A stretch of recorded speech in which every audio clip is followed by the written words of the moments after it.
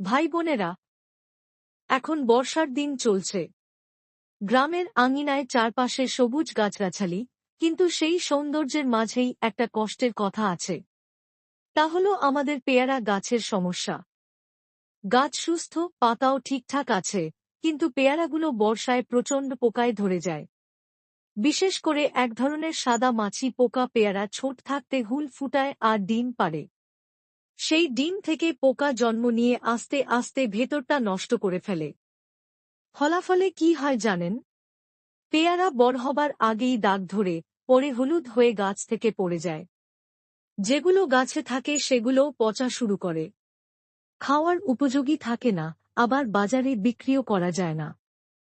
প্রতি বছর এই সময় গ্রামের চাষিরা অনেক টাকার ক্ষতি করে। সারা বছরের পরিশ্রম, স্বপ্ন সবই নষ্ট হয়ে যায়। আমার নিজের মনে হয়, আমরা যদি একসাথে একটু সচেতন হই, কৃষি অফিসের পরামর্শ মেনে চলি আর প্রয়োজনে নতুন নতুন কীটনাশক বা প্রাকৃতিক উপায় ব্যবহার করি, তাহলে হয়তো এই সমস্যা কমানো সম্ভব।